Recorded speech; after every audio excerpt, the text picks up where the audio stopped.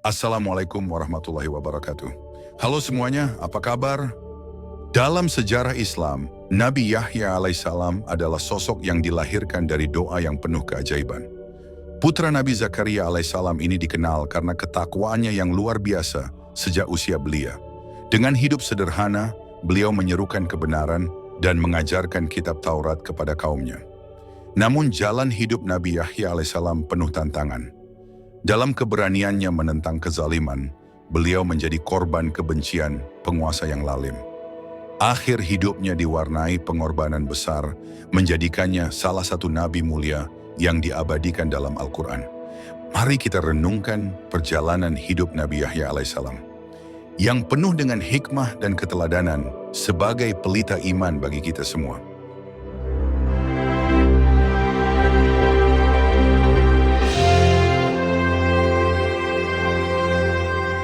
Nabi Yahya alaihissalam dapat dikatakan sebagai anak yang ditunggu-tunggu.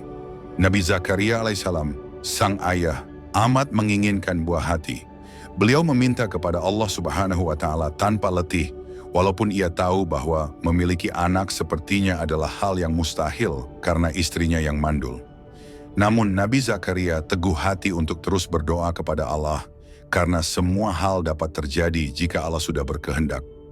Kegigihannya berdoa yang membuahkan hasil ini pun diabadikan di dalam Al-Quran, yakni dalam surat Maryam ayat 7-11, di mana malaikat Jibril diutus oleh Allah untuk membawa kabar gembira kepada Nabi Zakaria bahwa akan hadir seorang anak laki-laki bernama Yahya. Sedari kecil, Nabi Yahya gemar belajar. Jika teman sebayanya lebih senang bermain, Nabi Yahya justru lebih senang membaca buku dan bertafakur. Nabi Yahya pun sangat taat beribadah dan melakukan semua perintah Allah. Dijelaskan, Nabi Yahya mempelajari kitab Taurat dengan sungguh-sungguh dan dimaknai secara mendalam, baik itu perihal syariat maupun etika sebagai seorang hamba. Nabi Yahya merupakan seseorang dengan hati yang bersih serta sangat berbakti kepada orang tuanya. Kisah kesalehan Nabi Yahya sedari kecil dan sudah gemar belajar tentang agama serta fenomena alam lainnya, ini tertuang dalam Al-Quran surat Maryam ayat 12-15. Allah berfirman, "Wahai Yahya, ambillah, pelajarilah kitab Taurat itu dengan sungguh-sungguh. Kami menganugerahkan hikmah kepadanya, Yahya, selagi dia masih kanak-kanak. Kami anugerahkan juga kepadanya rasa kasih sayang kepada sesama dari kami dan bersih dari dosa. Dia pun adalah seorang yang bertakwa. Dia orang yang berbakti kepada kedua orang tuanya, dan dia bukan orang yang sombong lagi durhaka. Kesejahteraan baginya, Yahya, pada hari dia dilahirkan, hari dia wafat, dan hari dia dibangkitkan hidup kembali."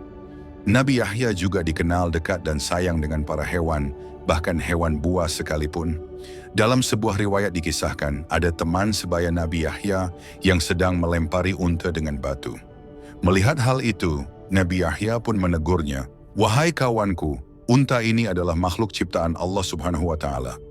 Janganlah sekali-kali kita menyakiti binatang, apalagi unta yang sangat bermanfaat bagi kehidupan kita," kata Nabi Yahya. Dikarenakan selalu memberikan kasih sayang penuh kepada para hewan, Nabi Yahya pun dihormati serta disegani oleh para hewan. Nabi Yahya dikenal dengan kecintaannya yang mendalam kepada Allah Subhanahu wa Ta'ala. Suatu hari beliau sedang berdoa dengan khusyuk di gurun pasir sampai air matanya mengalir deras. Kejadian tersebut menciptakan suasana hening, di mana semua binatang di sekitarnya berhenti bergerak sebagai bentuk penghormatan. Mukjizat Nabi Yahya terlihat ketika binatang-binatang tersebut menjauh agar tidak mengganggunya saat berdoa. Dalam satu kitab Gaurul Umur buah karya Al-Hakim At-Tirmizi, iblis mendatangi para nabi dan berbicara dengan mereka. Ia mendatangi semua nabi, mulai dari Nabi Nuh alaihissalam sampai Nabi Isa alaihissalam, serta kepada nabi-nabi yang hidup di antara keduanya. Hanya saja tidak ada nabi ciri paling banyak dan paling enak diajak bicara kecuali Nabi Yahya alaihissalam. Suatu saat iblis menemui Nabi Yahya. Ketika iblis hendak pergi, Nabi Yahya berkata kepadanya, "Hai Abu Murrah, aku ingin minta satu hal padamu dan aku harap kamu tidak menolaknya," kata Nabi Yahya alaihissalam. "Ya, aku akan bersedia melakukan untukmu, wahai Nabiullah. Apa yang harus aku lakukan?" Nabi Yahya berkata, Aku ingin kamu memperlihatkan bentuk dan rupa aslimu, serta menunjukkan bentuk dan berbagai perangkap yang kamu pergunakan untuk membinasakan dan mencelakakan manusia. Iblis menjawab, Wahai Nabi Allah, permintaanmu sungguh sesuatu yang berat. Permintaanmu membuatku berada dalam kesulitan yang besar. Tetapi aku tidak bisa menolak permintaanmu. Hanya saja, jangan sampai ada orang lain bersamamu yang melihat. terjadilah kesepakatan di antara keduanya untuk melakukan pertemuan pada keesokan harinya. Setelah tiba pada waktu yang telah dijanjikan, iblis pun muncul di hadapan Nabi Yahya. Seketika itu juga, iblis langsung berubah bentuk menjadi makhluk yang mirip dengan hewan yang jelek dan menakutkan. Iblis menampakkan wujud aslinya dengan wajah yang sangat buruk. Lalu terjadilah dialog antara keduanya. Terdapat beberapa hal yang ditanyakan Nabi Yahya kepada iblis, di antaranya adalah, Nabi Yahya bertanya kepada iblis, Hai Abu Murrah, mengapa bentukmu sangat buruk dan jelek? Iblis menjawab, Ya Nabi Allah, ini karena nenek moyang Anda, Adam. Tadinya aku dari golongan malaikat yang mulia. Aku tidak pernah mengangkat kepalaku dari sujud yang kulakukan selama 400.000 tahun. Namun, aku melanggar perintah Tuhan dengan tidak bersujud kepada Adam. Allah pun murka kepadaku dan melaknatiku. Aku pun berubah dari bentuk malaikat kepada bentuk setan. Padahal tadinya, di antara malaikat tidak ada yang rupanya lebih bagus dariku. Aku pun menjadi buruk, menakutkan seperti yang Anda lihat sekarang. Nabi Yahya melanjutkan pertanyaannya, apakah kamu pernah memperlihatkan dirimu dan perangkapmu ini kepada orang lain? Iblis menjawab, Tidak pernah, demi Tuhan, semua ini tidak pernah dilihat oleh manusia. Hanya Anda satu-satunya yang aku muliakan dengan ini. Lalu Nabi Yahya berujar, sungguh beruntung aku jika kamu mau menjawab dua pertanyaanku. Yang satu umum dan yang satu lagi bersifat khusus. Iblis menjawab, Tanyakanlah wahai Nabi Allah. Nabi Yahya bertanya, apa manfaat yang kamu dapatkan dengan menyesatkan manusia? Dan dengan apa kamu menguasai manusia? Iblis menjawab, Allah menciptakan kesenangan dan kesedihan. Allah juga menciptakan yang halal dan wegi haram. Dia memberikan pilihan di antara keduanya kepadaku saat Adam diciptakan. Aku memilih syahwat dan kesenangan. Aku juga memilih yang haram, yang keji dan yang mungkar, sehingga semua itu yang menjadi kecenderungan dan seleraku. Allah juga memberikan pilihan kepada Adam. Namun Adam memilih kesedihan, ibadah, dan yang halal. Sehingga semua itu menjadi tuntutan dan harapannya. Semua itu menjadi harta dan dagangannya. Sementara yang sebaliknya telah menjadi harta dan daganganku. Kebutuhan dan keinginan seseorang merupakan nyawa kehidupannya. Jika kehidupannya hilang, orang itu pun binasa. Betapa banyak makhluk Allah yang ketika kebutuhan, keinginan dan tekadnya hilang, dia segera mati dan binasa.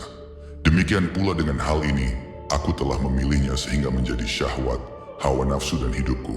Ketika hal itu hilang dariku, maka aku akan binasa. Namun ketika aku berhasil mengalahkannya, aku akan senang dan tetap eksis. Seandainya syahwat, hawa nafsu dan hidupku ada pada orang lain, berarti ia telah mengambilnya dariku. Aku pasti akan berusaha sekuat tenaga untuk mengalahkannya, agar ia tetap menjadi penopang hidupku. Dalam hal ini manusia telah merampas hidupku yang berupa syahwat dan hawa nafsu. Ia menyimpan dan menyembunyikannya. Ia telah bersiap-siap memerangiku. Oleh karenanya, tidak ada jalan lain bagi si pemilik asli untuk mendapatkan haknya kecuali dengan berperang dan mengalahkan manusia yang zalim itu. Itulah kondisiku, dan demikianlah aku senang ketika bisa mengalahkannya.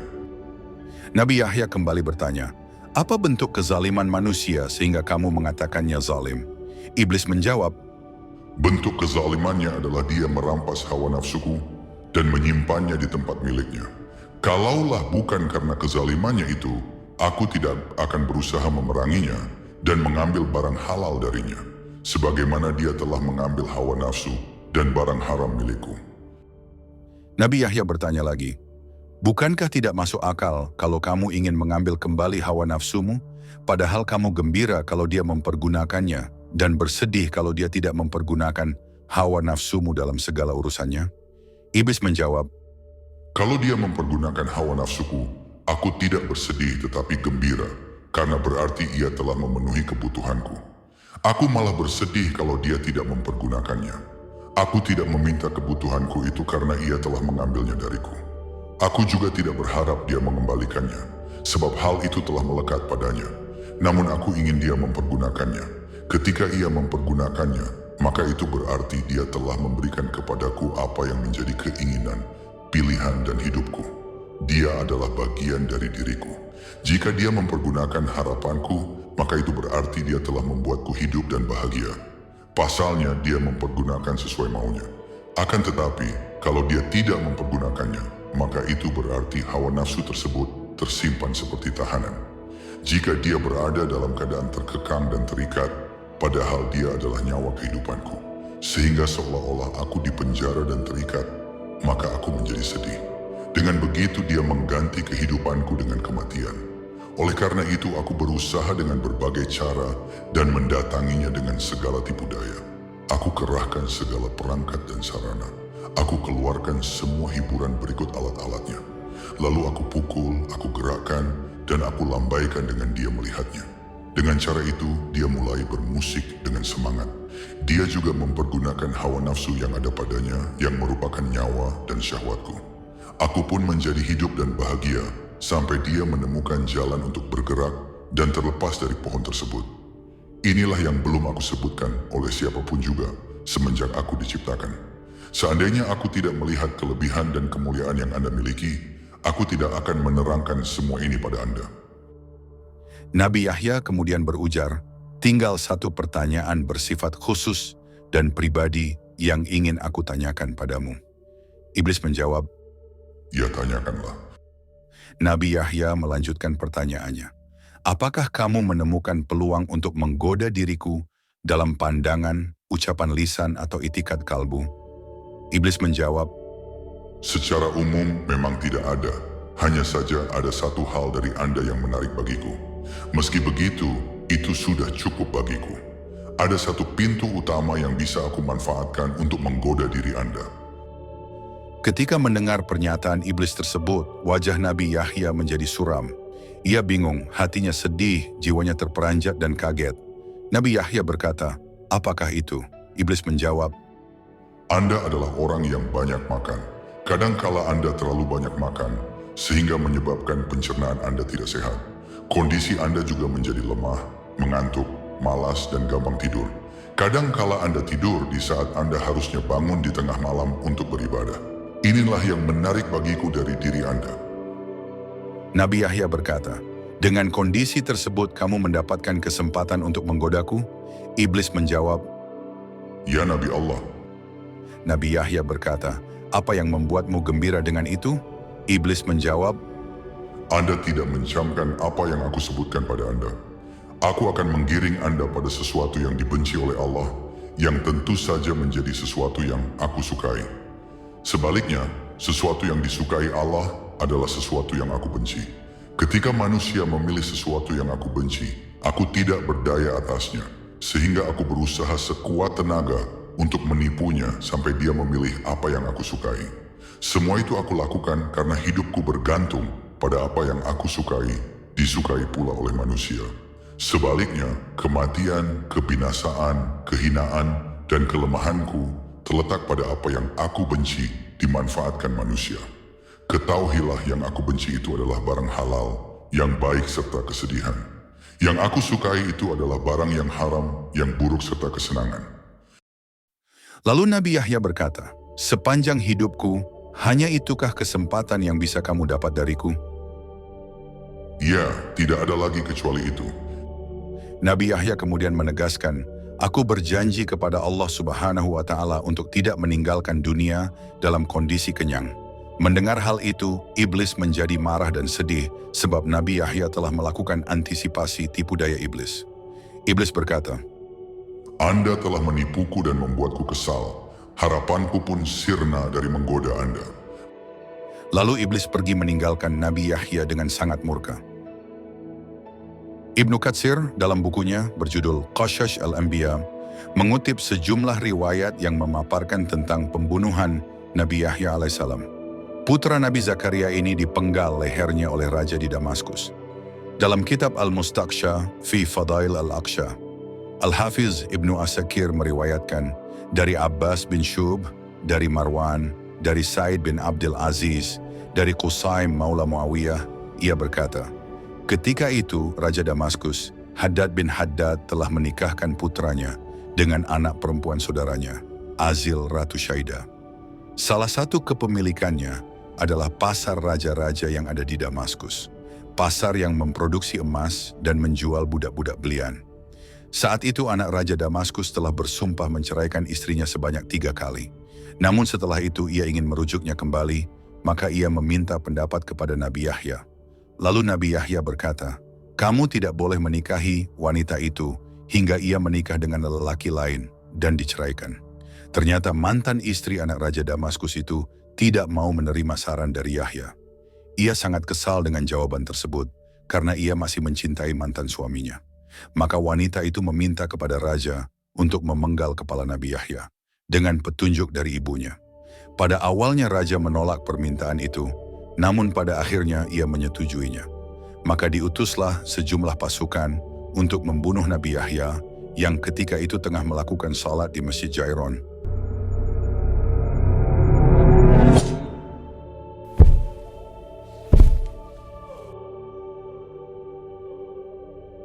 Setelah dibunuh, lalu kepala Yahya diserahkan kepada wanita tersebut. Tiba-tiba kepala Yahya yang tidak berbadan itu berkata, kamu tidak boleh menikah dengannya kecuali kamu telah menikah dengan lelaki yang lain dan diceraikan. Wanita itu pun terkejut mendengarnya. Lalu ia mengambil sebuah keranjang dan meletakkan kepala Yahya ke dalamnya dan membawa keranjang kepada ibunya. Dan lagi-lagi kepala itu berkata seperti tadi. Setelah keranjang itu diserahkan kepada ibunya, tiba-tiba wanita itu tenggelam ke dalam bumi hingga kakinya, lalu naik lagi ke atas pinggangnya, hingga ibunya itu berteriak-teriak tidak keruan. Para pelayannya pun berteriak-teriak dan memukul-mukul wajah mereka sendiri. Kemudian wanita itu tenggelam lagi hingga sampai ke atas pundaknya. Lalu ibunya memerintahkan pelayan laki-lakinya untuk mengambil pedang dan menebas leher putrinya sendiri, agar ia tidak kehilangan semuanya. Lalu pelayan itu pun melaksanakannya. Setelah itu tubuh wanita tersebut tertelan seluruhnya ke dalam bumi, hanya tinggal kepalanya saja. Sementara itu darah Yahya masih saja mengalir dan bergolak hingga kedatangan Nebukadnezar ke negeri itu. Lalu ia membunuh 75.000 orang untuk meredam didihannya. Wallahu alam bisawab. Itulah kisah Nabi Yahya alaihissalam semasa hidupnya. Dalam kehidupannya yang singkat namun penuh makna, ia menyerukan kebenaran dengan hati yang tulus, meskipun menghadapi ujian berat. Kisahnya mengandung banyak pesan, seperti selalu menjalankan perintah Allah Subhanahu wa Ta'ala, taat kepada orang tua, dan sayang terhadap semua makhluk hidup. Semoga kita dapat mengambil hikmah dari kisahnya, menjadi insan yang teguh dalam iman, dan senantiasa mendekatkan diri kepada Allah Subhanahu wa Ta'ala. Itu dia untuk video kali ini. Semoga bermanfaat, menginspirasi, atau sekadar menghibur. Sampai jumpa di video selanjutnya. Tetap jaga semangat. Jangan lupa like, komen, share, dan subscribe. Jangan lupa tonton video saya selanjutnya. Terima kasih.